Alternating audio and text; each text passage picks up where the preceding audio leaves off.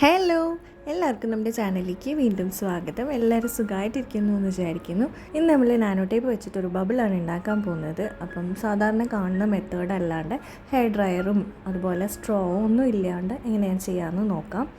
അപ്പോൾ ഈ ഒരു പീസ് നാനോ ടേപ്പ് കട്ട് ചെയ്തെടുക്കുക. എന്നിട്ട് നമുക്ക് ഇഷ്ടമുള്ളൊരു കളർ അതിൻ്റെ ഉള്ളിൽ ചെയ്ത് കൊടുക്കാം. ഞാനിപ്പോൾ യെല്ലോ കളറാണ് ചെയ്യുന്നത്. ഇനി സ്ട്രോന് പകരം നമ്മൾ പെന്നാണ് എടുക്കുന്നത്. റീഫിൽഡ് ഒന്നും ആവശ്യമില്ല, ജസ്റ്റ് പെന്നിൻ്റെ ആ ഒരു ബോഡി മാത്രം മതി. നമ്മൾ സാധാരണ ബബിൾ ഉണ്ടാക്കാൻ ചെയ്യുന്ന പോലെ ഈ പെന്നിൻ്റെ ചുറ്റും നാനോ ടേപ്പ് ഒന്നും ഇതുപോലെ ഒട്ടിച്ചു കൊടുക്കുക. എന്നിട്ട് അതിൻ്റെ പുറത്തുള്ള ആ ഒരു പ്ലാസ്റ്റിക് കവറിങ് ഒന്ന് ഇളക്കി കൊടുക്കുക.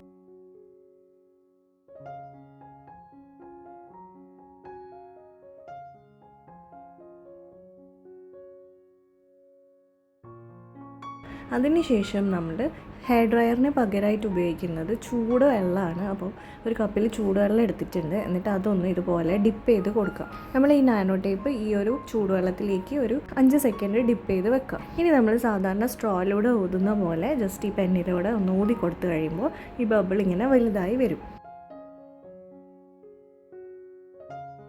നമുക്ക് ആവശ്യമുള്ള സൈസ് ആകുമ്പോൾ ഇതുപോലെ എൻട്രൻസിൽ പ്രസ് ചെയ്ത് പിടിച്ചിട്ട് നമുക്ക് ബബിൾ ഫോം ചെയ്യും. ഇനി ആ എക്സ്ട്രാ ഉള്ളതൊക്കെ നമ്മൾ ജസ്റ്റ് കട്ട് ചെയ്തിട്ട് ഒരു റൗണ്ട് ഷേപ്പാക്കി എടുക്കുന്നുണ്ട്.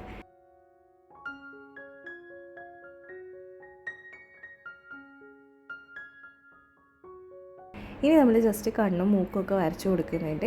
അത് വരയ്ക്കുന്നതിൻ്റെ ഇടയിൽ എവിടെയോ ഗ്യാപ്പ് വന്നിട്ട് ഇത് ചെറുതായി. അപ്പോൾ ആ ഒരു ഗ്യാപ്പ് ഞാൻ ജസ്റ്റ് പ്രസ് ചെയ്ത് കൊടുക്കുമ്പോൾ പിന്നെ ബബിൾ ഈ ഒരു സൈസിൽ തന്നെ നിൽക്കുന്നുണ്ട്.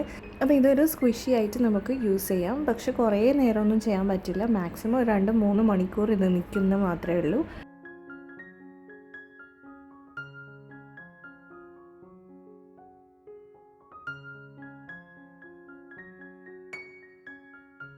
അപ്പം അത്രയേ ഉള്ളൂ. സിമ്പിളായിട്ടുള്ള ഐഡിയ ആണ്. നാനോ ടേപ്പൊക്കെ ഉള്ളവർ ജസ്റ്റ് ഒന്ന് ട്രൈ ചെയ്ത് നോക്കൂ. വീഡിയോ ഇഷ്ടമായിട്ടുണ്ടെങ്കിൽ ഒന്ന് ലൈക്ക് ചെയ്യുക. നമുക്ക് നെക്സ്റ്റ് വീഡിയോയിൽ കാണാം.